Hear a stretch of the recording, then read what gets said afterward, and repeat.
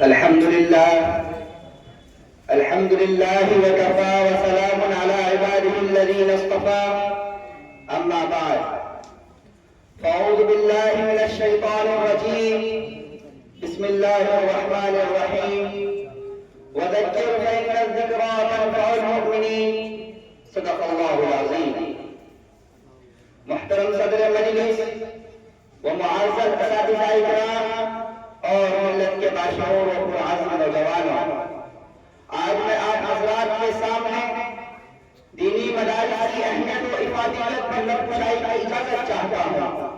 حضرات، دینی مدارس جو اس وقت آپ کے سامنے موجود ہیں دراصل یہ اسلام کے مضبوط قلعے ہیں. یہ دار ارقم اور سلطان چبوترے کی شاخیں ہیں جن کے اصل بانی شہنشاہ کونین صلی اللہ علیہ وسلم ہیں. در حقیقت یہ راہ جنت ہے. یہاں سے علم نبوت کی شعاعوں کو جگمگایا جاتا ہے. یہاں امت کے رہبر و رہنما کو تیار کیا جاتا ہے. یہاں امت کے رہبر و رہنما کو تیار کیا جاتا ہے. یہاں امت کو پیدا کیا جاتا ہے. یہاں بدعات و خرافات کے ابھرتے ہوئے سیلاب کو روکا جاتا ہے. مخاطبین محترم، کون کہتا ہے کہ آج کے دور میں مدرسوں کا کوئی کردار نہیں؟ میں اس سے آگے بڑھ کر کہتا ہوں ہونا تو یہ چاہیے کہ لاکھوں کروڑوں کے فنڈ مدارس کو نہیں ملے، کالج یونیورسٹی کو ملے، بین الاقوامی امداد مدارس کو نہیں ملے، کالج یونیورسٹی کو ملے، سرکار کی چھتری اور سرپرستی مدارس کو نہیں ملے، کالج یونیورسٹی کو ملے. بھائی بھائی مدارس اور جناب یہ ڈگریاں مدارس کے ساتھ کو نہیں ملے، کالج یونیورسٹی میں پڑھانے والوں کو ملے. لمبی چوڑی عمارتیں مدارس کے حصے میں نہیں آئی، کالج یونیورسٹی کے حصے میں آئی. جب اتنا کچھ ان کو ملا تو پھر اس کا تقاضا تو یہ تھا کہ میری قوم ہر تیسرا نوجوان ڈاکٹر ہوگا، ہر چوتھا نوجوان گریجویشن کیے ہوئے ہوگا، ماسٹر کی ڈگریاں لیے ہوئے ہوگا. لیکن اتنی مراعات اور فرض کے باوجود ان اداروں نے میری قوم کو کیا کیا؟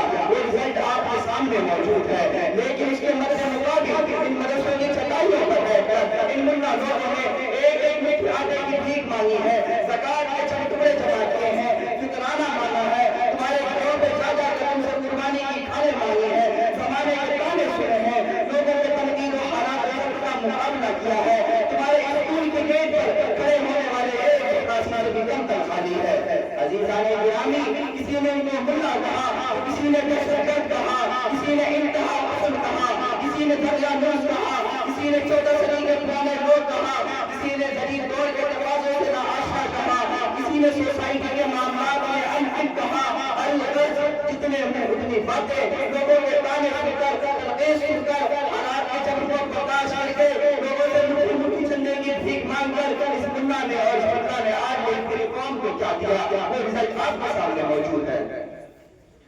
عزیزان گرامی، میں پوری جرات کے ساتھ کہہ سکتا ہوں آپ پورے معاشرے میں جا کر چیک کر لیں، اگر کسی کے سر پر پگڑی ہے، چہرے پر داڑھی ہے، ہاتھ میں تسبیح ہے، زبان پر اللہ اللہ کا ورد ہے، ان چھوٹے چھوٹے بچوں کے سینوں میں میرے رب کا قرآن ہے، مسجدیں سجدوں سے آباد ہے، تو میں خدا کی قسم کھا کر کہتا ہوں جتنی خیریں، جتنی بھلائیاں اور جتنی اچھائیاں تمہیں نظر آئیں گی اگر تم ان کا خدا تلاش کر نکلو گے تو پیچھے سے کوئی نہ کوئی خدا اور مدرسہ دکھائی دے گا انشاءاللہ. آپ بتائیں تمام بھوٹوں کا ترغیب کس کو جاتا ہے؟ کیا آپ اپنی حکومت کو دے سکتے ہیں؟ کیا آپ اپنے علاقے میں کسی اور صاحب حیثیت کو دے سکتے ہیں؟ کیا آپ اپنے علاقے کے اہم پیمنٹ کو دے سکتے ہیں؟ نہیں دے سکتے نا. ان تمام بھوٹوں کا ترغیب کس کو جاتا ہے؟ اونچی بولے علماء کو جاتا ہے یا نہیں جاتا؟ مجھے دکھ ہوتا ہے جب کوئی اٹھتا ہے کہتا ہے مولوی نے قوم کو دیا کیا ہے؟ مولوی نے سورج چاندہ مانگنے کر کیا ہے؟ ظالموں تم سورج کو انہیں کے پیچھے چھپاتے ہو، تم اتنے بڑے حقائق کا انکار کرتے ہو. یہ علماء کی ایک بڑی تعداد اس مسئلے میں موجود ہے.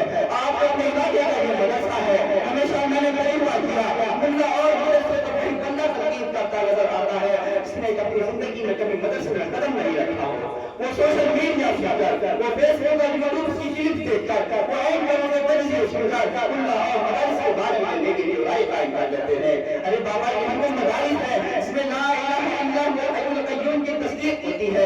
یہی وہ مدارس ہے اس میں عقیم السلام و آخر جگہ کی تاکید ہوتی ہے. یہی وہ مدارس ہے اس میں وہ افطار اور برادر کی تنبیہ ہوتی ہے. یہی وہ مدارس ہے اس میں وبا محمد اللہ رسول کی تعریف ہوتی ہے، کیونکہ مدارس بھی کے ذریعے نوجوانوں اسلامی کا اظہار کی فضاؤں میں پرواز کیا جا سکتا ہے، مدارس بھی کے ذریعے